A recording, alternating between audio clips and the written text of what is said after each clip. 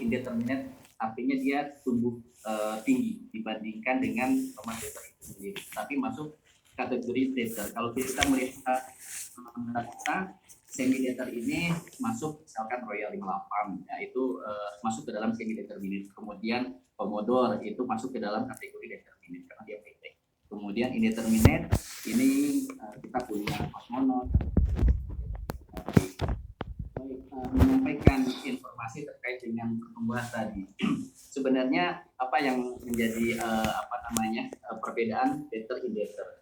Jadi kalau dater itu dia pertumbuhannya akan pucuknya itu akan diakhiri oleh tandan bunga begitu ya, buah, sehingga tidak perlu adanya pangkas pucuk begitu ya. Dibandingkan dengan indeter, dia harus ditopping bahasanya. Jadi tunas ujungnya itu harus dipotong, kalau tidak dia terus tumbuh, dan ini berakibat pada pertumbuhan vegetatif yang sangat banyak dan efeknya adalah pada buah yang terganggu, tidak bisa besar begitu ya. Ada satu hal yang ingin saya sampaikan sebagai informasi bahwa istilahnya pada tomat itu ada cabang Y, seperti tadi yang disampaikan slide sebelumnya. Jadi cabang Y ini adalah salah satu cabang lateral yang kita pakai sebagai batang kedua setelah batang pertama.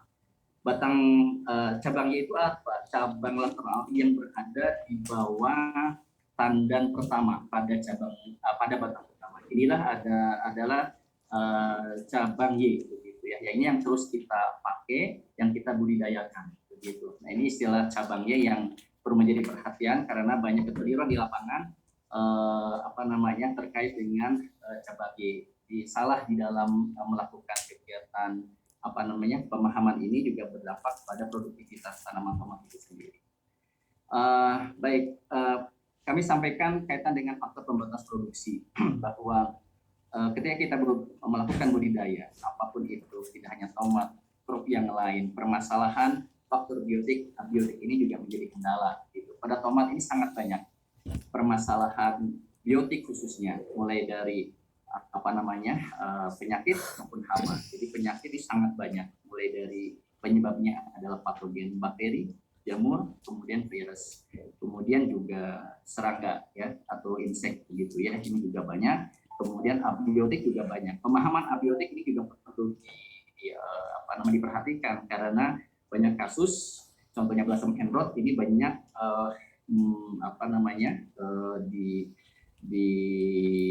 diklaim sebagai permasalahan leaf blight. Nah, ini juga banyak terjadi di lapangan. Oke, yang pertama adalah jamur fusarium. Ya, jadi ini salah satu penyebab gejala layu pada tanaman tomat, begitu ya. Jadi fusarium oxysporum. Fusarium bekerja secara aktif maupun pasif. Ini juga luar biasa penyebarannya. Umumnya adalah di dataran tinggi, begitu ya. Gejala layu fusarium ini sangat spesifik kalau kita di lapangan, yaitu dengan menguning daun buah di bagian bawah, itu di salah satu sisi tanaman, dan akhirnya layu pada daun bagian atas, kemudian menyebar, akhirnya dia layu secara total. Beda dengan layu bakteri. Layu bakteri ini layu yang dicirikan dengan pucuknya, jadi pada siang hari umumnya. Jadi dia mulai layu beberapa hari, tidak lama 2-3 hari dia langsung layu total tanpa ada ciri khas yang tadi daun menguning gitu ya pada layu fusarium. Sifat bakteri ini pasif, artinya bahwa ketika dipenetrasi ke tanaman butuh luka begitu ya. Makanya dalam budidaya stacking, kemudian wiwil dan lain sebagainya itu melukai tanaman. Jadi kalau di situ sudah ada patogen bakteri, penyebaran akan sangat luas dibandingkan dengan memahami gejala yang lainnya. Ini sangat penting karena ketika kita salah menduga serangan suatu patogen, ini berakibat kepada kesalahan di dalam memilih jenis pestisida yang dipakai, begitu ya. Ini yang akan berdampak pada kegagalan dalam produktivitas, sehingga memahami bahwa seperti di sebelah kiri ini adalah gejala leaf blight atau hawar daun yang disebabkan oleh jamur Phytophthora pestan. Kemudian sisi kanannya ini adalah alternaria. Ini luar biasa, momok pada tanaman tomat. Pemahaman akan dua gejala patogen ini harus benar-benar dipahami. Kemudian juga ada ditambah dengan septoria. Ini tidak banyak yang mengenal, disangkanya adalah secara alternaria. Ya kalau kita lihat spesifik sekali di lapangan ini akan sangat berbeda antara alternaria dan sektoria. Selanjutnya adalah Dabiqonatur basmai. Ini banyak permasalahan. Pestisida yang yang keliru juga tidak memberikan dampak yang banyak terhadap permasalahan basmai, begitu ya. Jadi ini harus dipahami terkait dengan ciri dari basmai. Kemudian powdery mildew atau bentuk tum. Tidak hanya pada kukurbit, pada tomat pun cukup banyak. Jadi permasalahan khususnya antara di musim penghujan masuk ke musim kemarau ini cukup banyak terkait dengan kejadian powdery mildew. Kemudian selanjutnya ini insek, jadi pengorok daun yang paling banyak umumnya ada di dalam greenhouse ya. Itu Liriomyza, kemudian ulat tanah Epsilon, Bernicia tabasi, ini adalah salah satu faktor penyebar virus Gemini. Kemudian Trialia rhodes, ini juga salah satu virus kuning yang ada di dalam tinggi. Kemudian penggerek buah Helicobacter. Perlu kami sampaikan bahwa memahami serangga yang menyerang ini sangat penting, termasuk bioekologinya. Banyak permasalahan petani yang mengeluhkan ketika menggunakan pestisida untuk penggerek buah, apapun pestisida yang pakai tetap tidak bisa memberikan dampak yang positif karena keliru. Karena seperti kita ketahui bahwa penggerek buah ini diaktif pada malam hari, nokturnal dia. Sehingga ketika petani ini mengendalikannya pada siang hari ini tidak banyak. Sehingga seharusnya adalah tepat waktu kapan dia aktif. Nah ini menjadi bagian penting di dalam memahami pengendalian terhadap hama penyakit. Dalam hal ini adalah hama yang disebabkan oleh serangga. Perlu kami sampaikan terkait dengan virus yang ada di dataran tinggi, dan saat ini pun saya melihat sudah masuk ke dataran menengah. Jadi virus pada tomat ini kita bagi menjadi dua ya. Jadi ada di genus Begomovirus yang sebelah kiri, kemudian sebelah kanannya adalah Cryptvirus.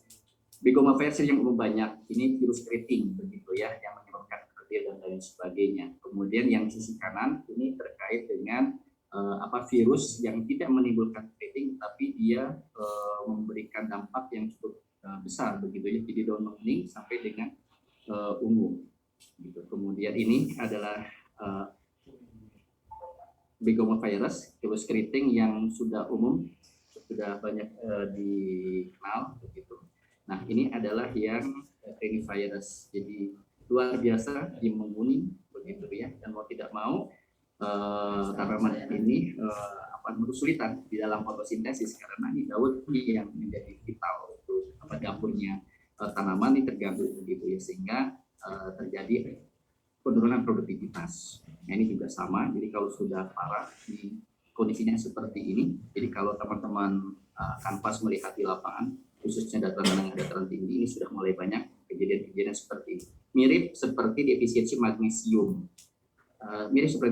Jadi pemahaman akan penyebaran virus Rhinivirus atau kuning ungu dan magnesium ini menjadi penting agar kita tidak salah tafsir atau tidak salah di dalam menentukan tindakan. Baik, berikutnya adalah abiotik. Jadi yang tadi saya sampaikan, belasan emrod atau busuk pantat buah. Banyak yang mengira ini adalah serangan dari jamur tipekoran, padahal ini adalah gejala fisiologis, gitu ya. Jadi ini adalah secara, kalau kita berbicara nutrisi, ini adalah kekurangan kalsium. Nah, tetapi juga faktor kekurangan atau kelebihan air juga menjadi bagian dari serangan belasan emrod ini. Kemudian cat facing ini juga banyak terjadi pada tomat, gitu ya. Ini secara fisiologis, jadi suhu yang sangat dingin, kemudian pada saat pembungaan dan nitrogen yang berbeda di musim penghujan.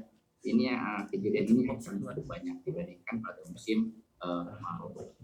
Baik, kemudian di sisi kiri ini ada grey wall. Nah ini juga sama, pemahaman akan gejala fisiologis seperti ini kalau tidak dipahami juga pengendalian yang tidak tepat gitu ya. Jadi grey wall ini ada nitrogen yang cukup tinggi, kalium yang rendah, ya, kemudian kelembaban tanah yang tinggi, fluktuasi siang malam, intensitas matahari yang kurang. Jadi di umumnya musim penghujan ini sangat-sangat banyak.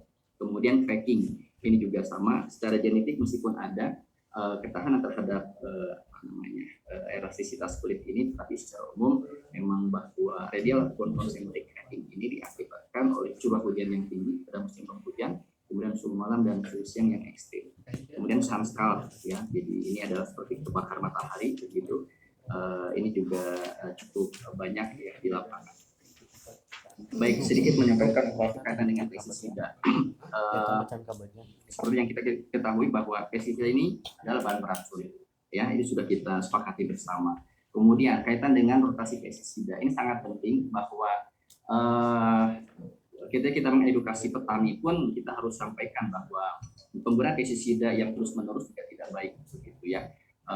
Untuk masa depan begitu pestisida itu sendiri, sehingga proses rolling atau rotasi pestisida ini juga menjadi bagian penting khususnya ketika kita berinteraksi dengan tanaman tomat gitu. Kemudian pencampuran pestisida juga begitu, tidak semudah ketika kita hanya mencampur karena reaksinya yang cukup banyak begitu ya, efeknya mulai dari sinerisme sampai dengan antagonis dan netral begitu. Oke, ini adalah paket pestisida yang biasa kami pakai pada tomat. Ini sebagai gambaran karena saking banyaknya produk pestisida kita, ketika kita berbicara tentang tomat, kita bisa langsung klik bahwa pestisida apa saja yang bisa kita pakai pada tanaman tomat. Mulai dari Victory Mix, kemudian VD juga ini bisa untuk tomat daun, Aurora yang juga selain untuk bercak daun juga sebenarnya untuk hawar daun atau Viticultura juga bisa kita pakai. Kemudian Centro ini juga bagus untuk Alternaria, Opside tidak hanya Alternaria, Viticultura juga bagus, Demop tidak hanya dipakai pada jagung, pada tomat bagus untuk hawar daun atau Flora. Kemudian Magenta, nah ini biasanya kita pakai untuk bersemai pada saat tomat persemian atau pada saat vegetatif, ini bisa kita pakai ya ketika nanti rekan-rekan kanvas di lapangan ada kesulitan terkait dengan banyaknya petani yang meminta rekomendasi, ya ini bisa kita sampaikan kaitan dengan pestisida Magenta pada tomat. Kemudian Orion, kemudian Rekor juga sama. Nah ini adalah Summit ya. Ini untuk tungau begitu ya, kemudian Prometin ya, ini untuk termasuk ke dalam untuk mengendalikan Babesia tabacita. Kemudian Turex, ini Wenger 2, kemudian Crumble.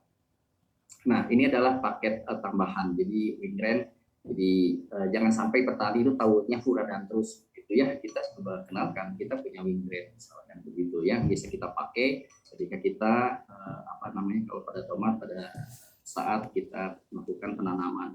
Kemudian Vitomic juga ini terkait dengan belasan enrod yang tadi permasalahan busuk pantatuan, kita bisa pakai Vitomic. Dan Besmor teman-teman sudah paham semua, ini terkait dengan perkat begitu ya. Jadi penggunaan pestisida khususnya di musim penghujan ini perlu adanya penggunaan Besmor begitu ya. Nah ini adalah pupuk begitu ya. Ini yang biasa kami pakai mulai dari pupuk daun komplit, Super N, Gardena D, Multi NP, ini biasa kami pakai untuk fase vegetatif sampai dengan berbunga. Kemudian Gardena B, Multi KP, ini fase berbunga sampai dengan generatif.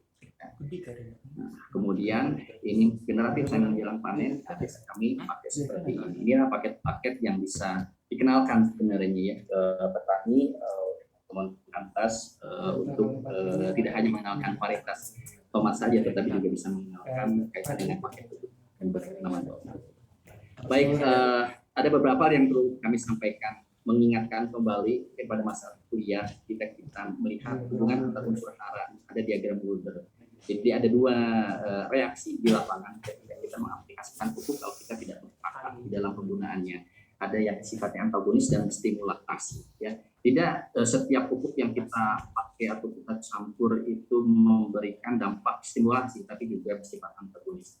Artinya bahwa kelebihan unsur hara kelebihan unsur suatu nutrisi itu akan menekan tersediaan hara yang lainnya begitu ya, seperti halnya pada tabel ya, ketika kita membaca dari kiri ke kanan, ketika N cukup banyak di lapangan, ini akan bermasalah ke dalam penyediaan kalium begitu ya.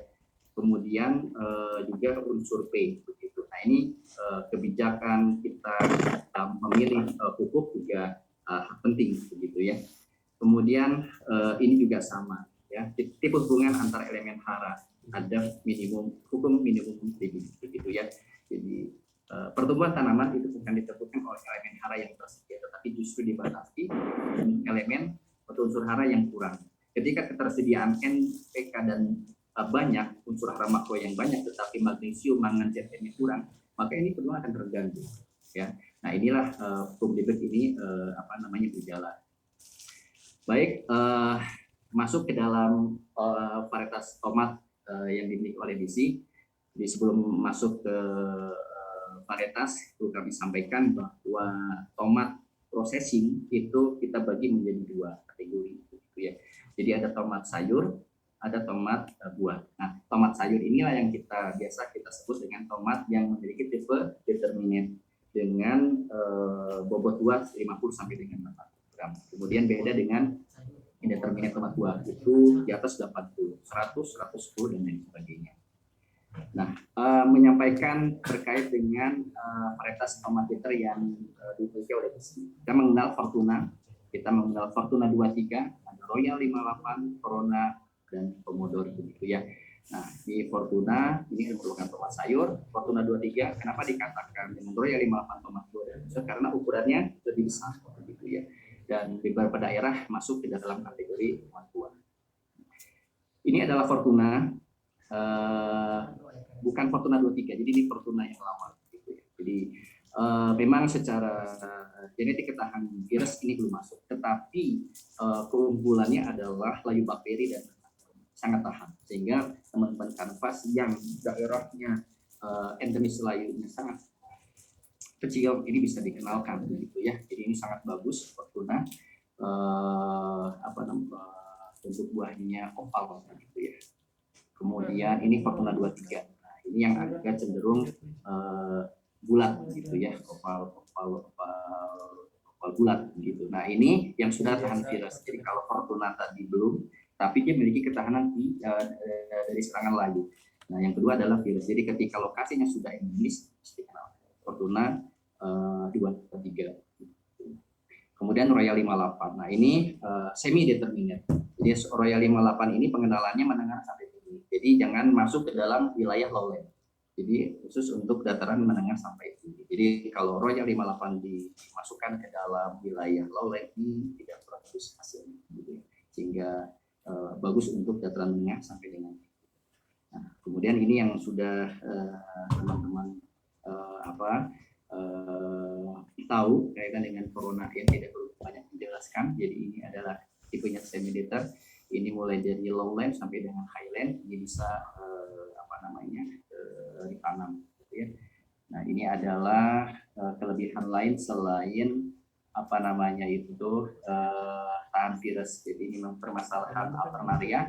Ini juga ada tomat. Nah, corona ini sudah memiliki ketahanan terkait dengan alternaria.